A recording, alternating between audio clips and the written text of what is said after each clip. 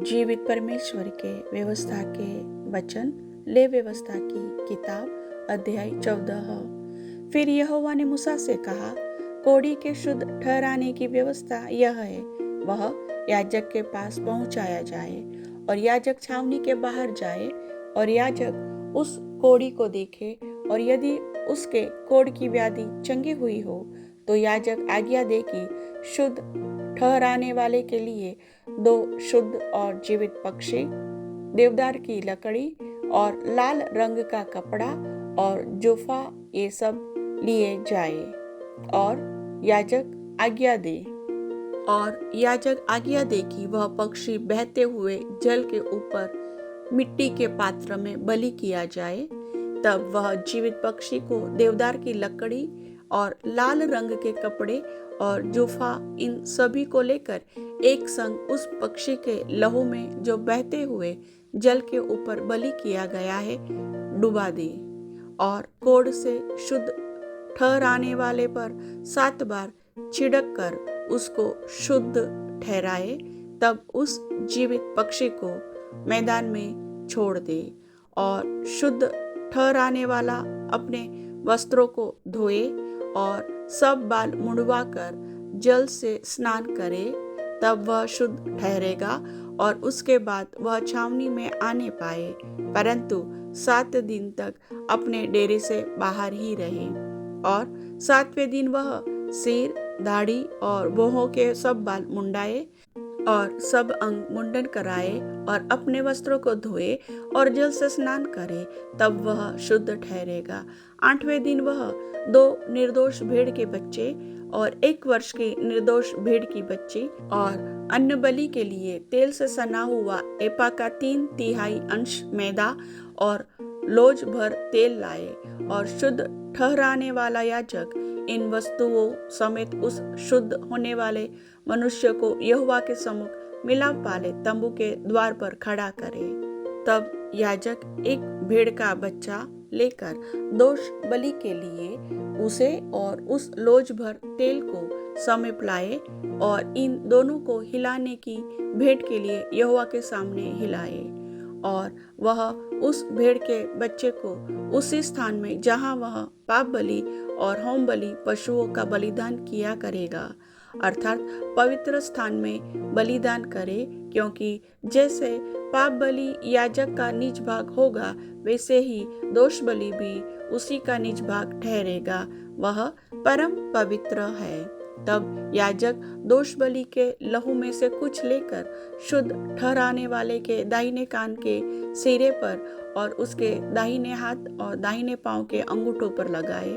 तब याजक उस लोज भर तेल में से कुछ लेकर अपने बाएं हाथ की हथेली पर डाले और याजक अपने दाहिने हाथ की उंगली को अपनी बाईं हथेली पर के तेल में डुबाकर उस तेल में से कुछ अपनी उंगली से यहोवा के सम्मुख 7 बार छिड़के।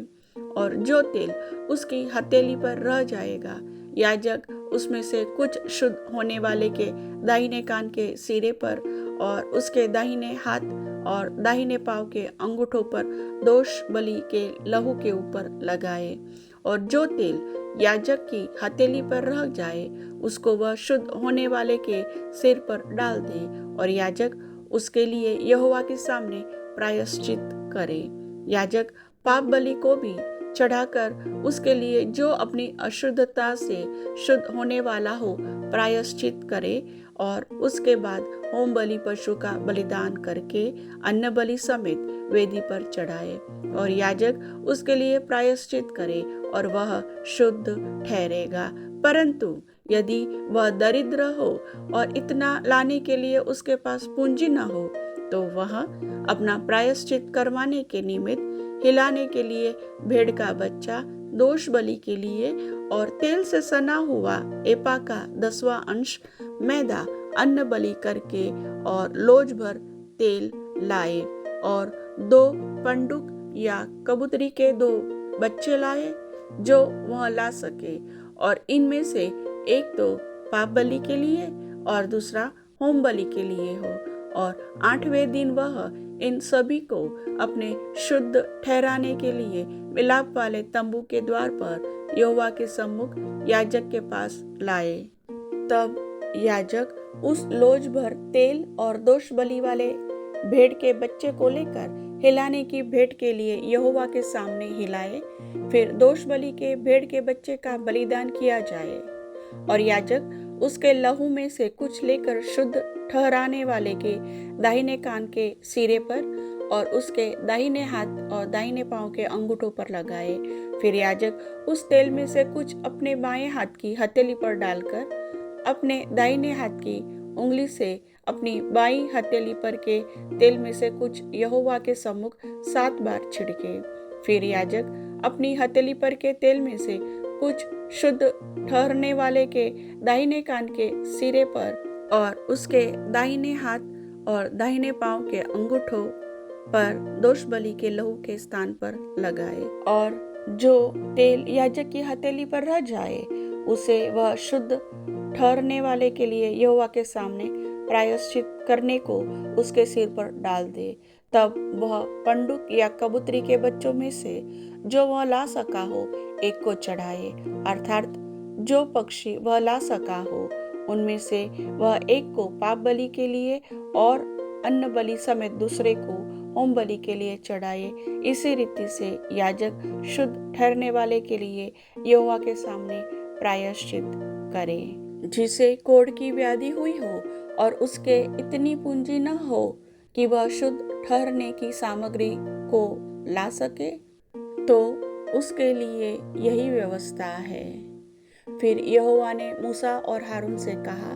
जब तुम लोग कनान देश में पहुंचो जिसे मैं तुम्हारी निज भूमि होने के लिए तुम्हें देता हूँ, उस समय यदि मैं कोढ़ की व्याधि तुम्हारे अधिकार के किसी घर में दिखाऊं, तो जिसका वह घर हो वह आकर याजक को बता दे कि मुझे ऐसा देख पड़ता है कि घर में मानो कोई व्याधि है। तब याजक आज्ञा दे कि उस घर में व्याधि देखने के लिए मेरे जाने से पहले उसे खाली करो। कहीं ऐसा न हो कि जो कुछ घर में हो वह सब अशुद्ध ठहरे और इसके बाद याजक घर देखने को भीतर जाए।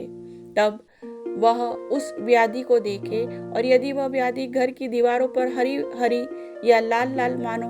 खुदी हुई लकीरों के रूप में हो और ये लकीरें दीवार में गहरी देख पड़ती हो, तो याजक घर से बाहर द्वार पर जाकर घर को 7 दिन तक बंद कर रखे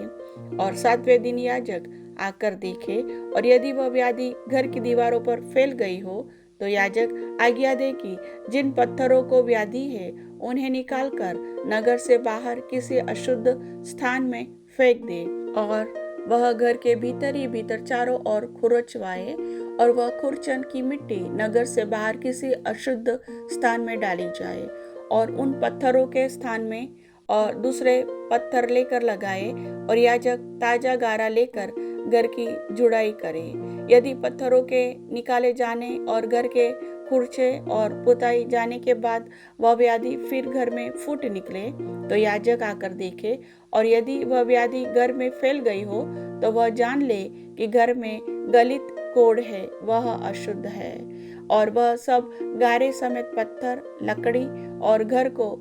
खुदवाकर गिरा दे और उन सब वस्तुओं को उठवाकर नगर से बाहर किसी अशुद्ध स्थान पर फिकवा दे और जब तक वह घर बंद रहे तब तक यदि कोई उसमें जाए तो वह सांझ तक अशुद्ध रहे। और जो कोई उस घर में सोए वह अपने वस्त्रों को धोए और जो कोई उस घर में खाना खाए वह भी अपने वस्त्रों को धोए।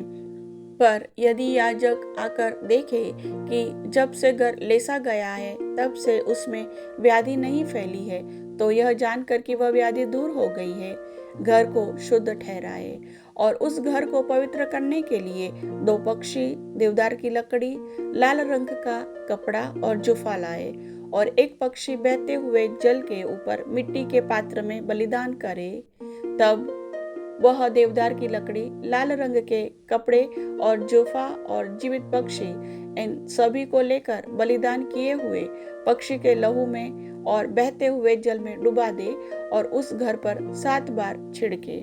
इस प्रकार वह पक्षी के लहू और बहते हुए जल और जीवित पक्षी और देवदार की लकड़ी और जूफा और लाल रंग के कपड़े के द्वारा घर को पवित्र करे तब वह जीवित पक्षी को नगर से बाहर मैदान में छोड़ दे। इसी रीति से वह घर के लिए प्रायश्चित करे, तब वह शुद्ध ठहरेगा। सब भांति के कोढ़ की व्याधि और सेहुए और वस्त्र और घर के कोढ़ और सूजन और पपड़ी और दाग के विषय में शुद्ध और अशुद्ध ठहराने के शिक्षा देने की व्यवस्था यही है। सब प्रकार के कोढ़ की व्यवस्था यही है। प्रभु वचन के सुनने वाले सभी भाई बहनों को आशीष दे।